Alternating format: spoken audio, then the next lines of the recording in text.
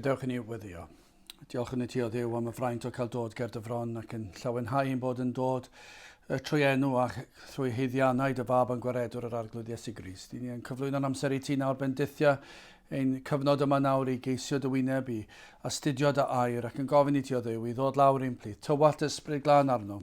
Diogela ni rhag ymosodiadau'r un drwg. I ni gofyn hyn o trwy enw ac heiddiant i'n arglwydd Iesu Grist. Amen.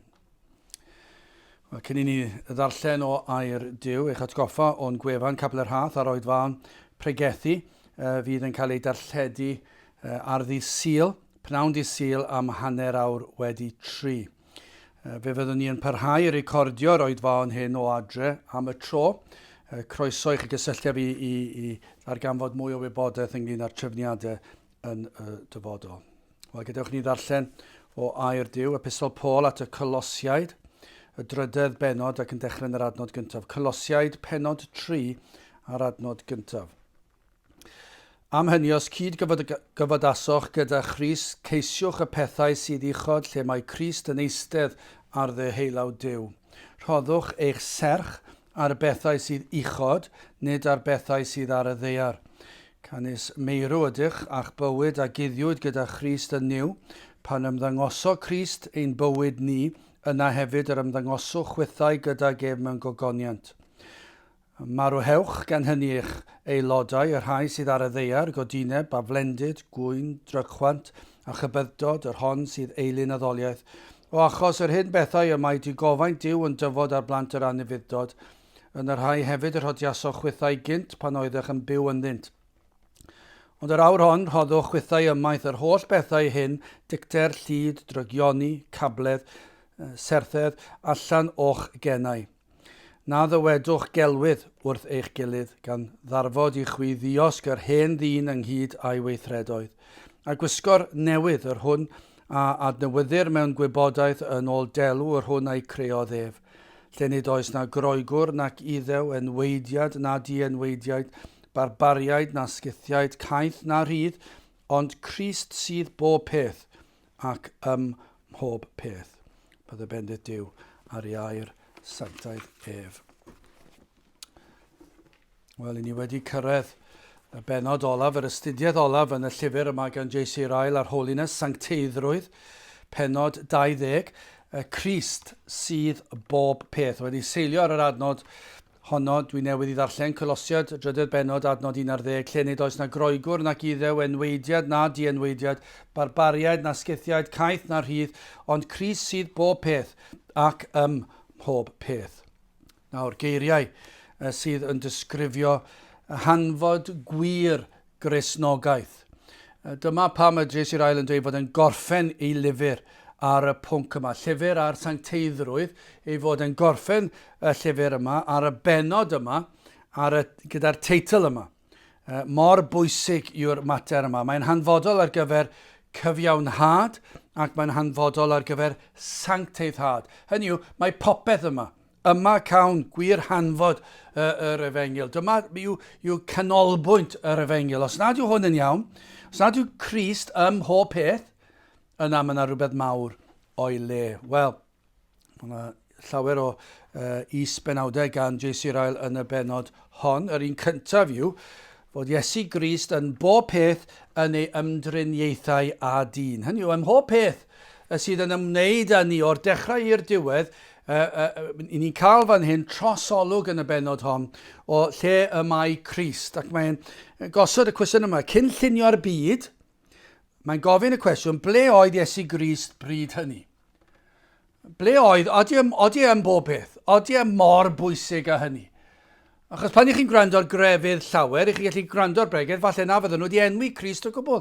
A sut bod hwnna'n bosib? Dyna yw holl bwrdwn y benod o hon. Mae rhaid i Iesu Grist fod ym mhob neges, ym mhob agwedd o'r Efengyl sydd yn cael ei phregethu, ac yn ein bywydau ni drwyddi draw. Ac felly mae'n dechrau o'r dechrau fod Iesu Grist, cyn llunio'r byd, ble oedd e pryd hynny? Wel, Ioan 1:1, yn y dechreuad, yr oedd y gair, a'r gair oedd gyda Duw, a Duw oedd y gair, yr oedd Crist yno yn y dechreuad. Filipiaid 2:6. Yr hwn ac efe yn ffurf Duw, ni thybiodd yn drais fod yn ogofywch â Duw. Hynny yw, yr oedd Iesu Grist gyda Duw, y mae yn Dduw. Ac dyna ble roedd e, cyn llunio'r byd, cyn lledu'r nefoedd wen. Dyna ble roedd e. Yr oedd y drindod yno, y tad a'r mab a'r ysbryd glân. A dyna ble roedd Iesu Grist. Mi roedd e yno cyn i'r byd cael ei lunio. Yna mae'n mynd ymlaen ac yn gofyn, pan lluniwyd y byd, pan creuwyd y byd, ble oedd Iesu Grist bryd hynny? Ac felly, mae e'n edrych ar Ioan 1:3, trwyddo ef y gwneithbwyd pob peth, ac hebddo ef, ni wneithbwyd dim ar a wneithbwyd. Colosiaid 1:16, canys trwyddo ef y creuwyd pob dim ar sydd yn y nefoedd ac sydd ar y ddeiar, yn weledig ac yn anweledig, pa'n bynnag ai thronau, ai arglwyddiaethau, ai tywysogaethau, ai meddiannau, pob dim a greuwyd trwyddo ef ac erddo ef. Dyna chi ateb. Ble oedd Iesu Grist pryd hynny pan lluniwyd y byd? Wel, roedd e wrthi yn creu'r byd.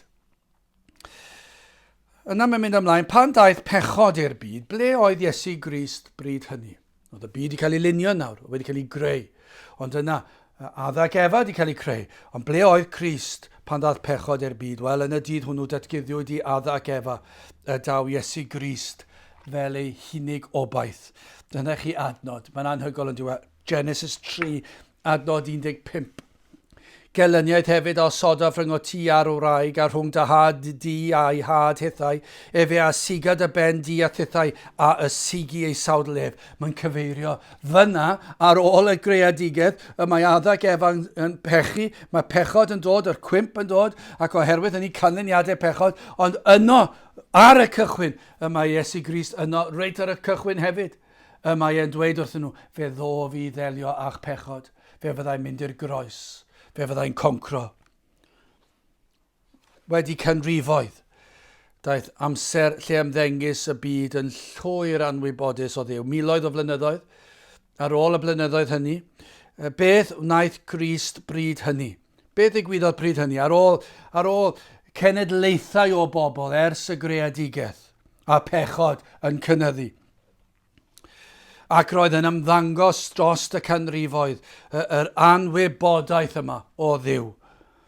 Wel, yr ateb i beth nath Crist pryd hynny, fe dawodd ei gartref yn llawnder yr amser. Fe gadawodd e'r nefoedd, cymerodd arno ein natur ni, a cyflawnodd e'r gyfraith yn ein lle ni, a cymerodd ein cosb yn ein lle ni, atgyfododd ac esgynodd e'r nef. Dyna ble roedd e, dyna beth naeth e. A yn yr amser penodedig, pan yr oedd y tywyllwch ar y ddeiar, ac yr oedd pechod yn rhemp, yr oedd dyn wedi trio ac wedi methu, ac yna, yn llawnder yr amser, fe ddath Iesu Grist, ac fe gyflawnodd e'r cyfan er ei mwyn ni. Fe ddaw cyfnod pan teflu'r pechod allan o'r byd, a daw y byd, a nefoedd newydd. Beth sy'n mynd i ddigwydd bryd hynny? Ble fydd Crist? A beth wnaeth Iesu Grist bryd hynny? Pan ddaw cyfnod, pan teflu'r pechod allan o'r byd, ac mae yna greadigaeth newydd yn mynd i ddod. Wel, yr ateb fe ddaw fel brenin. Mae'r Iesu yn mynd i ddod yr ail dro, ac fe fydd yn creu pob dim o'r newydd, ac fe blyg pob glin ger ei fronau pan ddaw e. Fe fydd pob tafod yn cyffesu, mae fe yw'r arglwydd, dychmygwch.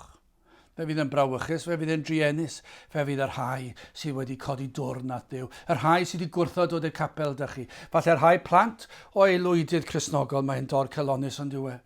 Fe fydd rhain sydd wedi gwrthod a gwrthryfela ac wedi codi dwrn, wedi poeri at enw'r arglwydd Iesu Grist. Dwi ddim eisiau dim byd o'i gyfyngiadau ef. Dwi ddim eisiau plygu glin ger bron yr arglwydd. Ond beth ni'n deall fan hyn, fe fydd pob glin yn plygu. Fe fydd pob tafod yn cyffesu. Mae hwn yw'r arglwydd. Fe fydd yr rhai i ni'n cydweithio nhw. Rhai ni wedi gwahodd i gwrddau a sydd wedi chwerthin arno ni. Yr rhai sy'n pitio dros ni bod ni'n byw bywyd mor gaeth a chil. Fydd rhain yn gweld mae hwn yw'r arglwydd, y mae e'n mynd i ddod pryd hynny. Fe ddaw dydd pan bernir pob dyn. Ble fydd Iesu Grist pryd hynny? Wel, dyma ble fydd e. Fe fydd ef yn barnu. Mae e'n mob dim. Mae e reit o'r cychwyn cyn llunio'r byd, trwy gydol hanes y byd, ac yna mae e'n dod nôl, ac yna fydd ar ei orsedd yn barnu. Mae'n anhygoel sut mae'n bosib i adael Crist allan o unrhyw beth. Wel, I sbenod arall, mae Iesu Grist yn bob peth yn ei air sydd yn ysbrydoledig. Fe welir Iesu Grist ym mhob rhan o'r Beibl.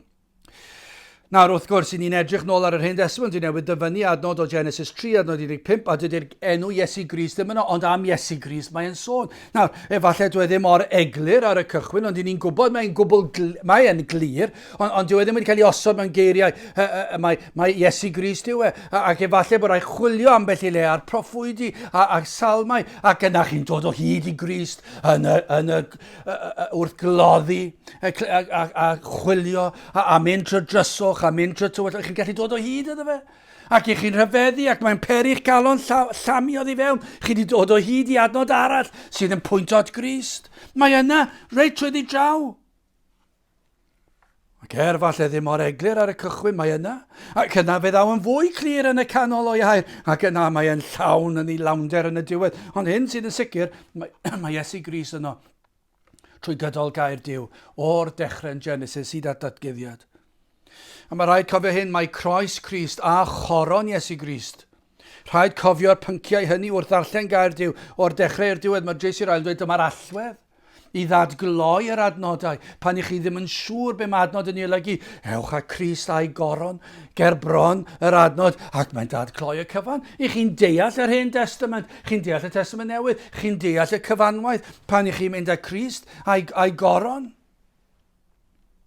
Mae gair Duw yn ddirgelwch llwyr os na edrychir arno o'r safbwynt yno. Os nad ydych chi'n mynd ar allwedd honno, sef Crist a'i goron, yna fedrwch chi ddim deall yr ysgrythyr. I chi'n gweld yna berthau yr Hen Testament. Beth bydde pwrpas yr aberthau yn yr Hen Testament? Di pwrpas llwyr fydde tawall gwaed yr anifeiliaid dieog yma, yr rai sydd ddim wedi gwneud dim iddo le, gallech chi ddweud, beth sy'n digwydd? Maen nhw'n cael ei lladd, mae'n sôn yn erchill. Ond beth oedd pwrpas yr aberthau? Wel, wrth gwrs, pwrpas yr aberth oedd pwynt at yr aberth. At ar arglwydd Iesu Grist. 1 Pedr 3 adnod 18. O blegyd Crist hefyd unwaith a ddioddefol dros bechodau, y cyfiawn dros yr anghyfiawn, fel y dygain i at Dduw, wedi farwolaethu yn y cnawd, eithir ei fywhau yn yr ysbryd. Mae Iesu Grist yn aberth, ac felly mae'r holl aberthu oedd yn digwydd yn yr Hen Testament yn arwydd, yn pwyntio pobl y Hen Testament at Grist, at ei groes, at ei aberth, at faddeuant pechodau. Chi ddim yn mynd i ddeall yr Hen Testament, a chi ddim yn mynd i ddeall aberth a tywall gwaed, heb bod Iesu Grist yno. Edrycha Abel tuag at Grist wrth offrymu offrwm. Nid yn unig yr oedd cyflwr calon Abel yn well na'i frawd, ond dengys iddo ddeall natur dirprwyol yr aberth a'r angen am dywalliad gwaed. Hebreaid 11 adnod 4, trwy ffydd yr offrymodd Abel i Dduw aberth rhagorach na Chain, trwy yr hon y cafodd fe dystiolaeth ei fod yn gyfiawn, gan i Dduw ddwy'n dystiolaeth i'w roddion ef, a thrwyddi hi y mae e fe wedi marw yn llefaru eto. Mae e dal yn llefaru trwy ffydd, yr oedd ganddo ffydd. A mae un oedd i ddod. Y mae hwn yn helpu ni, dwi ddim mor eglur yn yr Hen Testament, ond mae e gyd yn pwyntio, drychwch at Grist. Proffwydodd Enoch, cyn daeth y llifogydd am Grist, y byddai ef yn barnu. Edrychodd Abram tuag at Grist, a chredodd yr addewid y byddai bendith yn dod i'r byd trwy ei had ef. Ioan 8:56, gorfoledd oedd gan eich tad Abram, weled fy ni ddi, ac efe ei gwelodd hefyd ac a lawenychodd. Chi ddim yn mynd i ddeall Abram. Os nad ydych chi'n dod â Crist, gwelir Iesu Grist yn y gyfraith seremoniol, yn yr aberthau, yn yr allor, yn y drigareddfa, yr archoffeiriad, hanes y Pasg. Mae'r cyfan yn pwyntio at Grist. Ewch â Iesu Grist at yr adnodau hynny, ac mae'n agor y drysau i chi ddeall. Mae'n aberlau yno. Cyfeiriwyd yr Iddewon at Grist trwy'r holl wirthiau. Pan i chi'n darllen am hanes yr Iddewon yn yr anialwch, y cwmwl yn ei harwen, y tân yn ei harwen, y manna'n dod o'r nefoedd, y dŵr o'r graig, y sarf o bres a'r bolyn. Mae'r cyfan yn pwyntio at Iesu Grist. Dydych chi ddim yn mynd i deall yr arwydd y cad os nad yw Iesu Grist. Allwch chi ddewis neges o'r unrhyw pethau ni wedi sôn hyd yn hyn fel testun Efengyl a croes Crist.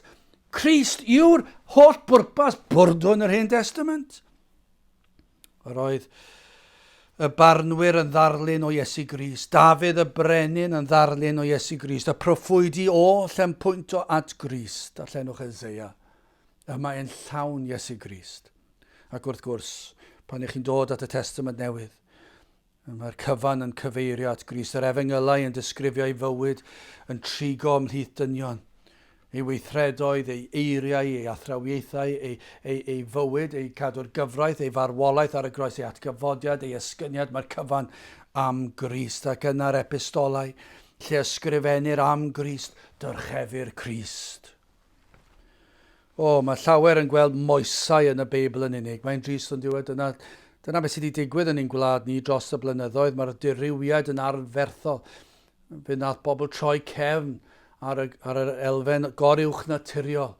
Fe nath nhw gadw Iesu Grist mas o'r cyfan. Fe ddath iachawdwriaeth yn rhywbeth o'n nhw'n gallu ennill rhyw weithred a balchder dyn yn dod mewn. A be mae hwnna wedi wneud? Mae wedi gwacau'r capeli. Ac yna mae'r byd efengyledd nawr wedi creu rhyw fath o elfen arall o grefydd yn dod â termau mewn, ond dod â bydolrwydd i mewn. Be maen nhw wedi wneud? Maen nhw wedi gadael Crist allan. Maen nhw wedi creu rhyw Grist newydd. Ond mae'r rhaid cael Crist y Beibl, yr Hen Testament a'r Newydd. I'r Cristion, Crist yng Ngair Duw. Y mae yno o'r dechrau i'r diwedd. Nid dim ond straeon am foesau yw'r Beibl. Mae'r rhaid dod â Iesu Grist mewn i bob agwedd ohoni. Wel, is-benawd arall, mae Iesu Grist yn bob peth yng nghrefydd pob Cristion. Os ych chi'n Cristion heddi, os byddwch chi'n disgrifio'ch crefydd chi, eich profiad chi, fe fydd Iesu Grist yn gorfod bod yn rhan blaenllaw.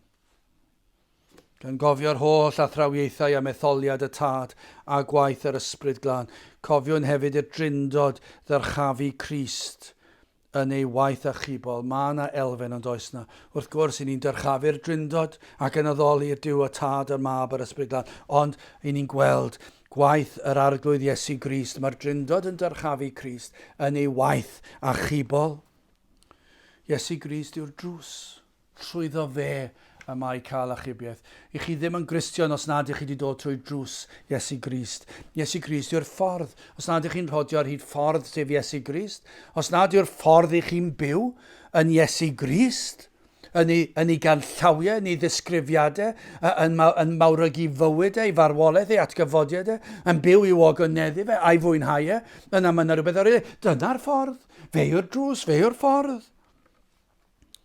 I Grist yr hoddir ei bobl yw tywys i'r nefoedd. Wel, mae Iesu Grist yn bob peth yn ein cyfiawnhad ni. Ydych chi wedi'ch cyfiawnhau?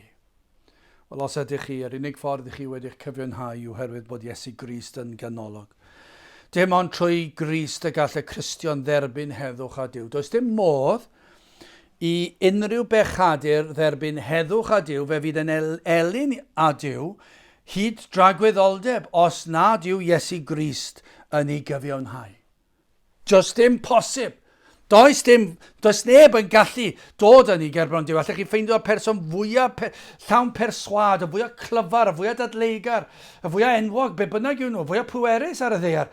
A dweud, nid i fe helpu fi gerbron Duw. Dyw e ddim yn gallu helpu. Mae'n amhosib. Does dim un dyn yn gallu helpu ar wahân i Grist. Dim ond Crist sydd yn gallu bodloni'r tad. A dim ond trwyddo fe gallwn ni cael heddwch a Duw. Dim ond trwy Grist cawn fynedfa i bresenoldeb y tad. Mae'r ail yn gofyn, beth gall dyn ddod gerbron y tad fel dadl o'i blaid am faddeuant? A mae llawer un wedi dod â dadleuon yn does i berswadio Duw ei bod nhw'n iawn i cael ei maddau. Ond beth i ni'n gallu dod? Ydy ni'n gallu dod yn gweithredoedd yn dod gerbron Duw yn dweud, wel, dwi wedi bod yn dda, dwi wedi bod i'r capel trwy fy mywyd, a mae gen i aelodau o'r teulu sydd erioed wedi bod i'r capel, ond dwi wedi bod. Dwi wedi bod bob syl a dwi wedi amddifadu fy hun o bob math o bleserau'r byd. A dwi ddim wedi gwneud llawer i beth, a dwi wedi bod yn un y mae cymdeithas yn edrych i fyny ato. A dyna, dwi'n ddim yn mynd i ddal dŵr. Dwi'n henw da ni ddim yn mynd i fod, dwi'n statws ni, dwi'n teulu ni, magwraeth ni, dydy'r pethau hynny ddim yn mynd i fod yn berswad gerbron y tad i ddweud i ni'n heiddi maddeuant. Does dim un o'r ein o unrhywedd. Dim ond Iesu Grist, dim ond trwy Grist gallwn ni ddod a derbyn maddeuant. Dim ond Crist sydd yn gallu maddau pechodau. Dim ond trwy ei enw ef. Dim ond trwy gwisgo'i glogin o'i gyfiawnder ef i ni'n gallu fod yn berffaith ger bron y tad. Dim ond yn ei waed ef i ni'n gallu golchi pob stein i ffwrdd. Does dim byd arall yn ddigon pwerus. Dim ond gwaed Crist. Mae'r ail yn gofyn y cwestiwn yma. Ydych chi'n ofni, os yna rhywun sydd yn gwrando, sydd yn ofni di gofyn sydd i ddod? Ydych chi'n ofni'r dyfodol? Wel, fe all Iesu Grist ddelio a'ch ofn. Fe allai peri eich bod yn gallu camu o fyd amser i dragwyddoldeb yn hyderus gan pwyso ar Grist. A ydych chi'n teimlo anobaith yn wyneb y gyfraith, efallai bod chi wedi clywed rwy'n yn pregethu am y gyfraith ar safon y mae'r Cristion mod i gyrraedd. Ac yna bod yna anobaith yn eich calon. Wel, mae hwnna'n rhywbeth da i ddechrau gyda, ond allwch chi cael eich llenwi a gobaith pan ych chi'n sylweddoli, mae Iesu Grist wedi delio ar gyfraith. Mae wedi gadw fe yn eich lle chi. Mae wedi bodloni gofynion, y gyfraith gofynion y tad. A mae e'n cynnig hynny i chi. Ydych chi'n teimlo'n frwnt, mae'r ail yn gofyn? Wel, dewch at Grist am yr golchiad sydd yn ei waed. Wel, nid yn unig fod Iesu Grist yn bob peth yn ein cyfiawnhad ni, y mae Iesu Grist yn bob peth yn ein sancteiddhad. Ioan 15:5. Mae fi yw'r wynwyddem, chwythau yw'r canghennau. Yr hwn sydd yn aros yno fi a minnau ynddo yntau, hwnnw sydd yn dwy'n ffrwyth lawer, o blegyd hebo fi, ni ellwch chwi wneithir dim. Dim ond sawl sydd yng Nghrist gall fod yn wir sanctaidd, y sawl sydd yn trigo ynddo fe. Os nad ydych chi yng Nghrist, does dim gwirth wedi digwydd, ac felly amhosibl i chi fod yn sanctaidd. Rhaid i chi fod yng Nghrist a wedi'ch gwisgo yn ei gyfiawnder ef. Ac yna mae'r hedyn o sancteiddrwydd wedi cael ei rhoi, wedi blannu yn eich enaid chi. Ac oherwydd hynny, nawr i chi gallu yng Nghrist rhodio yn sanctaidd. Colosiau 2:6-7. Megis gan hynny y derbyniasoch Grist Iesu yr arglwydd, felly rhodiwch ynddo. Wedi'ch gwreiddio a'ch adeiladu ynddo ef, a'ch cadarnhau yn y ffydd, megis eich dysgwyd gan gynyddu ynddi mewn diolchgarwch. O i fod yn sanctaidd, rhaid troi ein golwg tuag at Grist. Wrth wneud hyn, bydd ein hwynebau yn disgleirio. Heb yn wybod i ni efallai. Falle byddwn ni ddim yn ymwybodol, ond chi wedi bod yng nghwmni Cristion sydd yn rhodio'n ffyddlon. Mae yna rhywbeth amdanyn nhw. Dyn nhw'n gwneud ni deimlo'n eog, dyn nhw'n gwneud ni deimlo'n frwnt. Mae yna rhyw brydferthwch, mae yna rhyw sglein ar y wyneb. Mae yna ras, mae yna gariad. Mae nhw'n debyg i Grist. Mae nhw'n sanctaidd. Wrth edrych fwy at Grist a llai atom ni'n hunan, fe fydd pechodau yn lleihau. Dyna'r cyngor mae'r ail yn dweud, o, edrychwch at Grist. Os ych chi'n Gristion, trowch fwy at Grist. Gwrandewch fwy ar bregethu ar Grist. Gwrandewch ar bregethu'r Efengyl am y groes, a'r hyn mae wedi wneud drostoch chi. A mwy i ni'n wneud o hynny, y fwyaf fyddwn ni am fod fel Iesu Grist. Ac fe fydd yn delio gyda'r pechodau i ni'n baglu drostynt mor aml. Jesu'r ail yn dweud hyn, fod e'n petio y rhai sydd yn ymdrechu fod yn sanctaidd heb Grist, y rhai sydd yn ymdrechu fod yn grefyddol, ond yn gadael Crist allan. O, maen nhw'n gweithio mor galed ac yn trial hysbysebu eu gweithredoedd nhw. Maen nhw'n trio perswadio eu ffrindiau nhw. Maen nhw'n trio perswadio'r gweinidog. Maen nhw'n trio perswadio pawb. Ac dwi'n dweud dro ar ôl tro, ni'n gweld ar y ffonau symudol yma, rhyw gyhoeddi trwy'r amser. Beth bynnag yw e, os trwy negeseuon a grwpiau ar Facebook a pob math o bethau gwahanol sydd i gael. Ac yn aml iawn beth yw e, hysbysebu be dwi'n neud. Ac yn aml iawn i ni am i bobl weld bod ni wedi gwneud rhyw weithred dda, bod ni wedi helpu rhywun. I ni am i bobl i glywed. Ond beth i ni'n gweld fy nha yw hyn, yw ma'n rhyw fath o grefydd heb Grist. Crist yw popeth i'r Cristion. Os mae am ddyrchafu unrhyw un, mae am ddyrchafu Crist. Mae'r ail yn pitio. Yr rhai sydd yn ymdrechu fod yn Gristnogion, ond nad yw Crist yn ganolog. Mae'n dweud, mae'n disgrifio'r rhain fel pobl sy'n rhoi arian mewn i bwrs sydd yn llawn tyllau. O, maen nhw'n rhoi arian mewn, maen nhw'n rhoi lot o ymdrech mewn, maen nhw'n rhoi dy mewn, a maen ymddangos fel y pwrs iawn, maen ymddangos fel Cristnogaeth, o, maen nhw dyllau ynddi, ac mae'r arian yn syrthio allan, mae'n ddiwerth yn diwedd. Fe rhoi dŵr mewn i bwced sy'n tyllau ynddi. Chi'n ymddangos bod chi'n neud y peth iawn, o, mae yna rhywbeth mawr sydd yn hanfodol o'i le, mae yna rhywbeth mawr o'i le. Chi wedi gadael Iesu Grist allan. Nid Crist yw pob dim. O, mae angen i ni ddysgu beth mae Philipped 4:13 yn ei ddweud, yr wyf yn gallu pob peth trwy Crist yr hwn sydd yn fy nerthu fi, o i fyw bywydau sanctaidd. I ni'n gallu wneud y sut trwy Crist sydd yn ei nerthu ni. Mae'n dweud hefyd fod Iesu Grist yn bob peth i'r Cristion o ran ei gysur. Mae'r Cristion yn wynebu treialon. Gwrandewch, beth mae'r Cristion yn ei wynebu? Chos ambell y pobl yn wedig wrth Efengyl yn dweud bydd eich problemau'n dod i ben. Wel, a fydden nhw? Dyna beth ni'n dysgu. Mae bywyd yn anodd. Mae'r Cristion yn gwynebu treialon tristwch. A hyn yn aml yn fwy na'r byd. Mae'r Cristion yn aml, nid bob tro, ond yn aml yn gwynebu fwy o dristwch na mae'r byd yn ei wynebu. I ni yn gorfforol yn wan, a fel mae'r byd yn gorfforol yn wan. Mae rhyw salwch yn gallu llorio ni'n gloi. Mae ganddo ni galon fel pobl eraill, fel y byd. Mae ganddo nhw galonau, ond yn aml mae calon y Cristion yn fwy sensitif ac yn brifo ac yn tristau yn gynt na mae'r byd yn tristau. Falle bod pethau ddim yn ei tristau nhw mor gyflym, ond i'r Cristion mae'n teimlo, mae'n sensitif tuag at y pethau yma. Mae'r Cristion hefyd yn goffod gwynebu profedigaethau, siomedigaethau. Mae gan y Cristion fyd i frwydro ni herbyn. Dyw'r byd ddim yn brwydro yn erbyn y byd o ran hynny. Maen nhw'n caniatáu y bydolrwydd, ond mae'r Cristion yn brwydro yn erbyn temtasiwn, yn erbyn y byd. Mae'r Cristion yn brwydro i fyw yn erbyn y cyhyddiadau y mae'r un drwg yn dod. Mae'r un drwg, mae mewn brwydr ysbrydol, ac mae'r un drwg yn sibrwd. Mae'r Cristion yn gwybod bod e angen byw bywyd i ogoneddu Duw ac i ogoneddu ei waredwr yr arglwydd Iesu Grist, ac yna mae'n cael ei atgoffa bod e'n methu ac mae'n ei dristau e. Mae gan y Cristion faich am enwylyd sydd tu allan i Grist, ac mae hynny yn ei dynnu fe lawr ambell waith. Mae'n torri galon dros yr rhai enwylyd. Mae'n goffa gwynebu erledigedd. Mae ganddo afon i'w chroesi hefyd ar y diwedd. Mae bywyd yn anodd. Ond dim ond yng Nghryst gall i'n wynebu hyn oll a choncro. Ond y mae e'n bosib ond yw e. Yng Nghryst i ni'n gallu gwneud y pethau hyn. Mae Crist yn un sydd yn gallu cydymdeimlo a ni trwy'r rhain i gyd. Dyma beth yw'r cysur, mae bywyd yn gallu bod yn anodd. Ond y cysur yw, i ni'n gallu gwynebu pob dim yng Nghryst, yn gallu gwneud pob dim yng Nghryst. Ond hefyd y mae Iesu Grist yn cydymdeimlo â ni, ac yn ein cysuro, Psalm 94 a 29, yn aml derf y meddyliau o mewn, dy ddiddannwch di a lawenycha fy enaid. Dyna chi lawenydd sydd i'r enaid. Dyna chi ddiddannwch yn aml derf y meddyliau o mewn. Dy ddiddannwch di a lawenycha fy enaid. Yng Nghryst. Ni siomir neb a ddaw at Grist. Mae'n ein cysuro ni trwy gydol taith bywyd.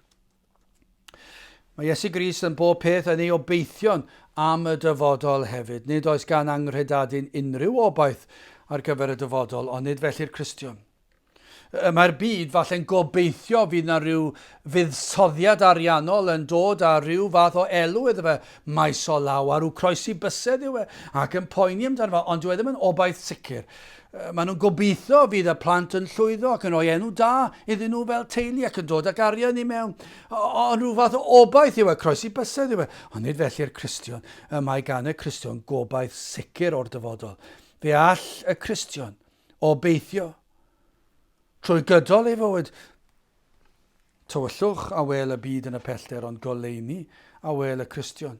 Pen y daeth. Mae gobeith sicr fod yr Iesu yn dod eto, ond dyw e dyna beth sydd gan y Cristion. Fe ddaw yr Iesu i sychu pob deigryn ymaith. Dyna i chi cysur, dyna chi'r gobaith sydd gan y Cristion. A fydd Iesu Grist yn sychu pob un deigryn ymaith. Fe ddaw i gasglu ei bobl ynghyd i fod gydag ef hyd tragwyddoldeb. Dyna chi gysur, dyna chi obaith. Ac oherwydd hyn gall y Cristion fod yn amyneddgar. Mae'r Cristion felly yn gallu goddef treialon heb rwgnach, yn gwybod yr hyn sydd o'i flaen. Fe wybu mae byr yw yr amser o dioddef ar y ddaear, ac mae'n gwybod fod ei drysor yn y nefoedd. Mae'n gwybod hynny. Mae'n ei ddeall Ac mae'n edrych ymlaen yn hyderus, yn obeithiol gyda gobaith sicr o'r hyn sydd i ddod, gan fod Iesu Grist ym mhob dim, y mae Iesu Grist yn ei obeithion am y dyfodol hefyd.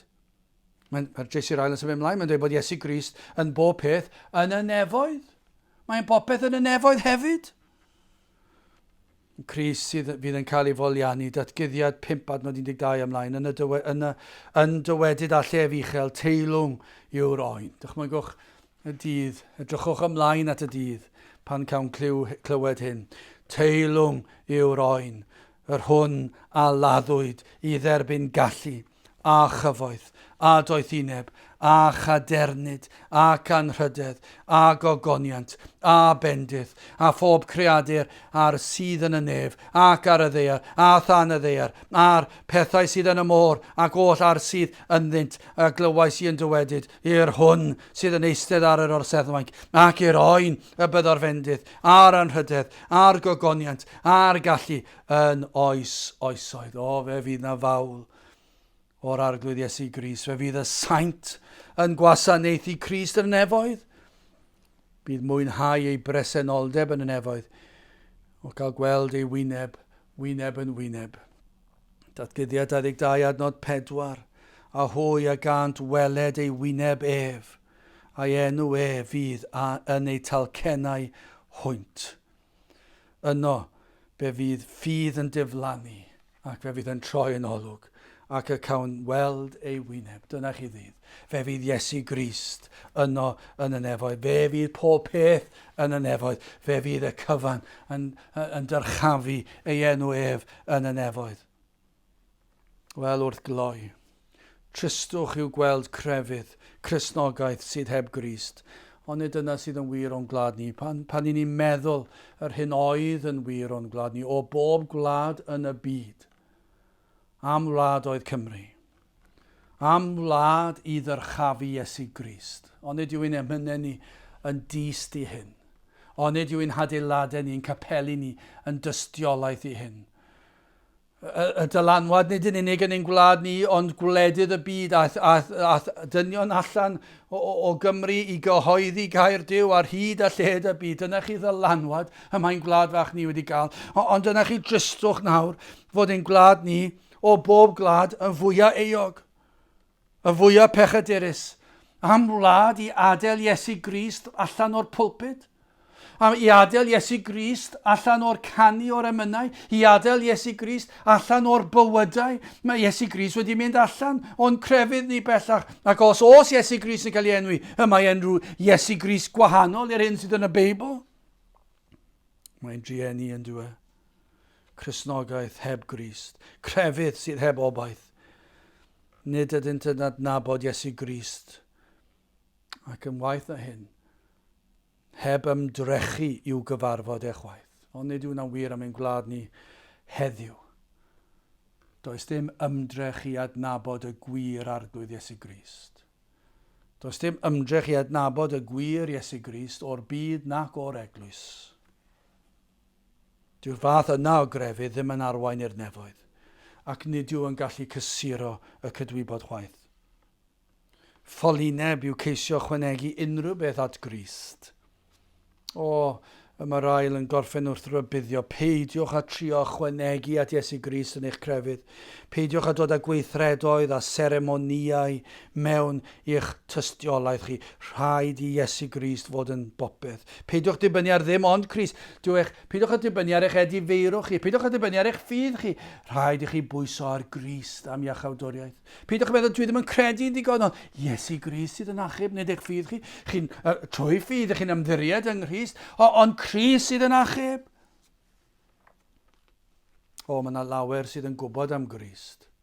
Efallai sydd yn cytuno gyda'r hyn i ni'n ei ddweud. Ond fod y byd yn golygu popeth iddynt, ac nid Iesu Grist, ac felly maen nhw'n troi cefn, ond nid yw llawer yn y garfan honno. Lle maen nhw'n gwybod, a falle rhywun sydd yn gwrando, fod nhw'n gwybod mae Iesu Grist y lefod yn bob dim, ond mae barn y byd yn bopeth i chi, eich ffrindiau chi, cymdogion, falle cydweithwyr, ei barn nhw ohonoch chi yn ormod ac felly dydych chi ddim yn fodlon sefyll dros Crist. Dydych chi ddim yn fodlon aberthu unrhyw beth. Chi ddim yn fodlon peidio gwneud rhai pethau. Chi ddim yn fodlon mynd i rai llefydd. Chi ddim yn fodlon peidio ymgymeryd o rai pethau. Chi ddim yn fodlon rhoi y sabath un diwrnod o'r wythnos i fyny. Chi ddim yn fodlon mwyn yn ormod. Falle newch chi o dro i dro. Chi ddim yn fodlon achos fod yn ormod i chi. Wel, os felly dydych chi ddim wedi cwrdd ar Iesu. Naddo, dydych chi ddim wedi profi ohono. Nid cydnabod y bara, neu gweld y bara sydd yn bodloni, ond bwyta o'r bara. O na fyddwch chi'n dod ato trai fod yn agos. O na fyddwn ni'n dangos yn ein bywydau fod Iesu Grist yn bob peth i ni. O na fyddwn ni'n edrych fwy tuag at Iesu Grist, a phwyso yn amlach arno, a galw arno yn fwy cyson, a thrigo ynddo. Fi'n cofio pan wnaethon ni'r astudiaeth cyntaf, a gweld pwysigrwydd y llyfr yma am yr oes i ni'n byw ynddi, yn yr amgylchiadau ni'n ei wynebu, am gyflwr y byd, am gyflwr triennus yr eglwys. Ac ar ddiwedd y llyfr nawr, yr holl fisoedd hynny wedi mynd heibio. Efallai bod y galon yn drymach nag yr oedd ar y cychwyn. Oes na arwyddion. Oes na arwyddion fod pobl wedi troi oddi wrth dilyn llwybr y byd a throi tuag at Grist. O na fyddech chi'n gwneud hynny. O na fydde Iesu Grist yn bob peth i chi. O na fydde ni'n fwy tebyg i'r arglwydd Iesu Grist. O na fydde ni'n galw arno yn amalach. O na fyddwn ni'n pwyso arno yn ein amgylchiadau ni. O na fyddwn ni'n ei ddyrchafu fan ni, fyddwn ni'n canu glodydd yn amlach. O na fyddwn ni yn trigo ynddo ef. Lle nid oes na groegwr nac iddew, enweidiad na di-enweidiad, barbariaid na sgithiaid, caeth na rhydd, ond Crist sydd bob peth ac ym mhob peth. Yn gorffen y benod, trwy ddyfynu adnod yn Hebreaid 12 adnod 14. Dilynwch heddwch a phawb a sancteiddrwydd. Os gwrandewch ar y rhybydd hwn, heb yr hwn, ni chaiff neb weled yr arglwydd. Sancteiddrwydd. Dilynwch heddwch a phawb a sancteiddrwydd. Heb yr hwn, ni chaiff neb weled yr arglwydd. Gadewch i ni weddio. A nawr bydde di ras ein harglwydd Iesu Grist, a chariad Duw, a chymdeithas yr ysbryd glân fod gyda chwi oll hyd byth. Amen.